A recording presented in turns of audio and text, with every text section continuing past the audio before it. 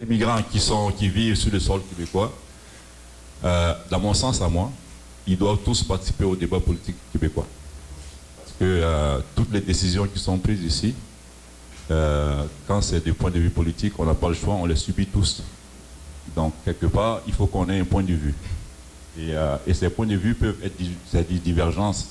Mais à la fin de tout, c'est de trouver un point d'entente pour qu'on puisse mener à bien la société québécoise. C'est ça qui est important. Ok, donc parlons d'abord, avant tout, des sociétés religieuses. C'est quoi une société religieuse pour nous? Une société religieuse, c'est pas compliqué, c'est une société qui a décidé par sa constitution que telle religion était acceptée comme un règlement de l'État. Donc, ils ont une religion et c'est cette religion qui sort toutes les lois, tout ce qui peut, ça sort de la religion.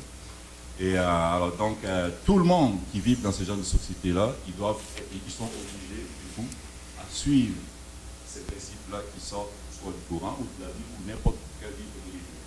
Donc, dans ce temps-là, on peut-tu vraiment dire que ce sont des lois qui sont votées? Non, ce n'est pas des lois votées. Donc, quelque part, c'est des lois un peu arbitraires. Et quand les lois sont arbitraires, souvent, ça porte préjudice, n'est-ce pas? Parce que si je ne suis pas d'accord avec un principe, si admettons, je ne suis pas d'accord avec un principe qui est énuméré dans la loi religieuse, je n'ai pas d'autre choix que de subir, de la respecter. Et si je ne la respecte pas, j'ai des conséquences.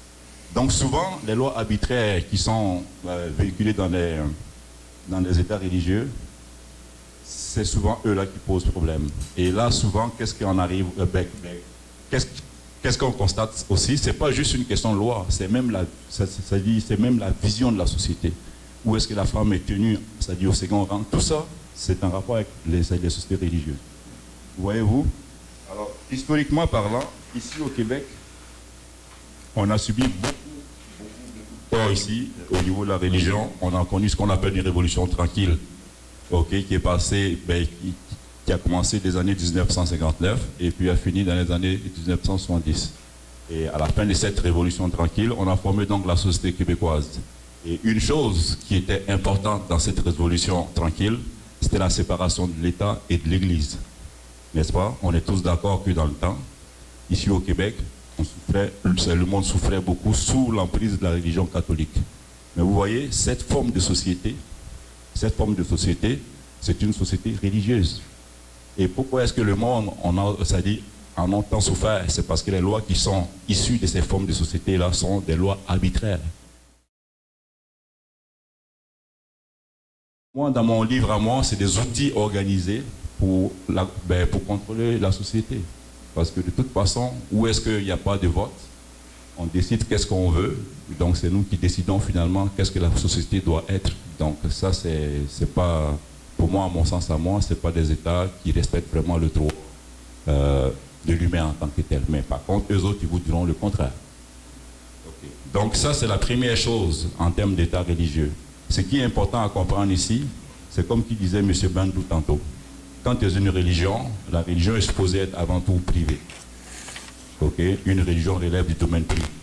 À l'instant qu'une religion s'invite dans le public, à moins que ce ne soit une volonté gouvernementale, il faut qu'elle soit encadrée par des lois pour maintenir l'harmonie dans la société. On se comprend bien là-dessus.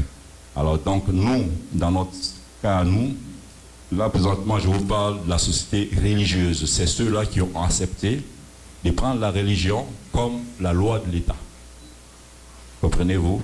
Et souvent, cette religion qui est prise comme la loi de l'État, c'est sûr que la vie n'est pas à 100% agréable. Aujourd'hui, on constate beaucoup d'immigration du monde qui quittent leur pays pour s'en venir dans des places où est-ce qu'ils peuvent avoir un peu plus de repos.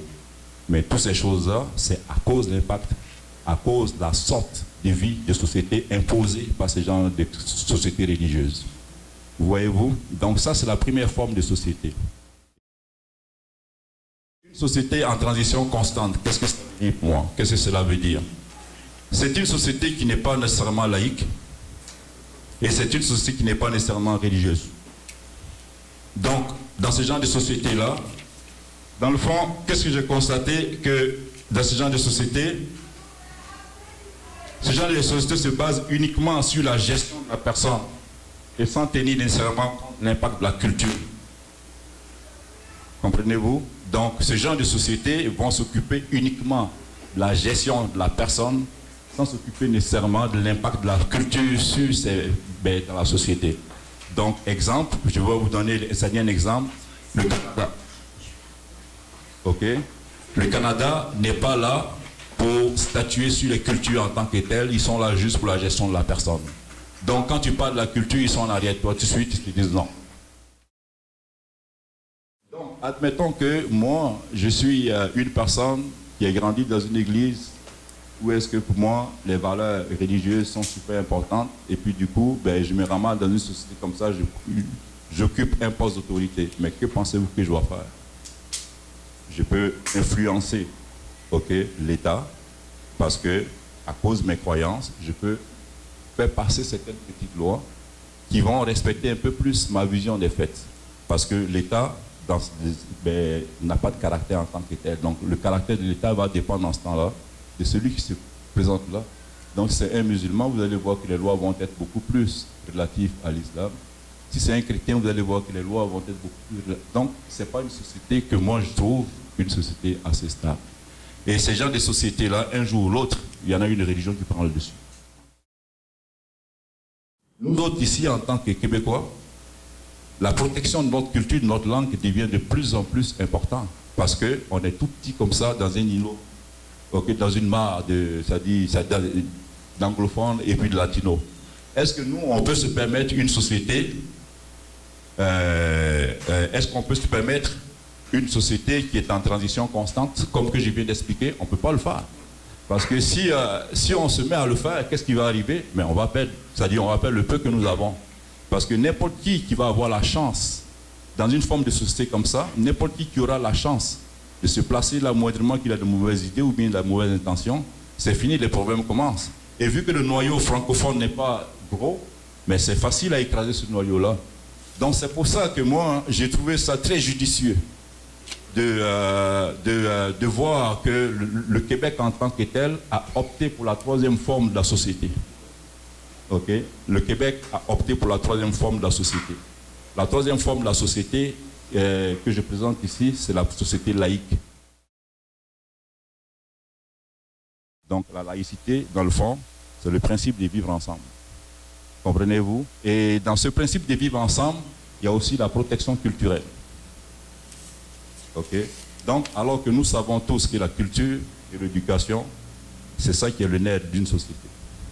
Et quand ces deux éléments-là sont protégés, dans le fond, on dit qu'on est bien enraciné et puis on sait qui est-ce que nous sommes. Donc, si on laisse quiconque rentrer dans ces éléments-là, c'est parce qu'on perd notre identité et puis notre société est laissée à n'importe qui. C'est ça qu'ici au Québec, nous voulons éviter. Donc, les premiers pas de la laïcité, moi, à mon sens, ici au Québec, ont été vraiment depuis la Révolution tranquille. C'est là que le premier divorce a été fait avec la religion. On ne parle pas de l'islam ici, on parle de la religion catholique. Donc nous, on n'a pas eu de problèmes avec l'islam ici. Les problèmes qu'on avait eu, c'est la religion catholique. Le clergé qui passe de maison à maison pour savoir si Pierre il a eu ses 5 enfants ou bien ses 20 enfants. Et quand ça ne va pas bien, il dit bien d'accuser de la population. Et ça, c'est même pas fini. La madame, là, elle n'a même pas de place sur le lieu de travail parce que l'Église impose ça de même. Mais voyez-vous, toutes ces inégalités-là ont été un jour réglées par le Québec. On s'est dit, trop, c'est trop. Donc, les Québécois sont levés de 1959 à 1970. Ils ont imposé un caractère de société. Et puis aujourd'hui, on est fiers de notre société. Mais seulement qu'on est conscient que le travail n'est pas encore fini là. Il reste encore beaucoup à faire. La loi 21 n'a pas vraiment expliqué en tant que telle la notion de la laïcité. Mais par contre, a juste énuméré des principes qui encadraient cette laïcité. Alors que la laïcité est un sens qui est large. Et puis, en droit, le mot, il prend son sens seulement que dans les préambules ou dans les définitions. Donc, la laïcité, dans le dictionnaire, peut représenter quelque chose, et quand il rentre en droit, la définition qu'on lui donne, c'est bien notre définition à nous. Donc, c'est comme ça que la loi est faite, c'est comme ça que le droit y est fait. Et nous, ici, on n'a pas, dans notre loi 21, on n'a pas défini qu'est-ce que c'est que la laïcité, mais par contre, on l'a juste mis, c'est-à-dire on a juste mis des principes. Et les principes que nous avons énumérés, on a dit que la laïcité québécoise était basée sur 4 principes. Okay? Et les principes qui sont faits, donc on a la séparation de l'État et de la religion, on a la neutralité de la religion de l'État, l'égalité de tous les citoyens et des citoyennes, la liberté de conscience et la liberté de la religion. Donc nous, en tant que tels, moi je suis pour la laïcité de l'État québécois et je pense que c'est la seule solution qui peut amener vraiment une harmonie parce que je vous ai présenté les 3 formes de société. Et puis je pense que les 2 premières formes de société, ça ne nous intéresse pas. On ne veut pas se faire imposer une vie et puis on ne veut pas non plus vivre dans le désordre. Nous autres, on pense que ce qui est important, c'est d'avoir une société bien ordonnée où est-ce qu'il y a un respect mutuel. Et puis en plus, ce qui est intéressant, si vous êtes religieux, vous êtes mieux de vivre dans un État laïque parce qu'au moins, vous serez respecté. Normalement, tout ce qui se passe de non-respect du monde qui s'insulte, tout ça en rapport avec les croyances religieuses, n'est pas supposé être dans un État laïque. C'est pour ça que justement la laïcité est là pour amener la paix. Un musulman, c'est une personne qui pratique la religion musulmane. Donc si vous attaquez un musulman, vous attaquez les droits individuels d'une personne. Mais je pense qu'on a le droit de critique sur une idéologie. Donc critiquer l'islam, ce n'est pas ça qui est condamné. Mais c'est attaquer le musulman qui est condamné. C'est comme critiquer le christianisme, ce n'est pas ça qui est condamné, mais c'est attaquer le chrétien qui est condamné. Donc il faut, c'est-à-dire, soyons donc précis et plus clairs là-dessus pour ne pas qu'on se mélange.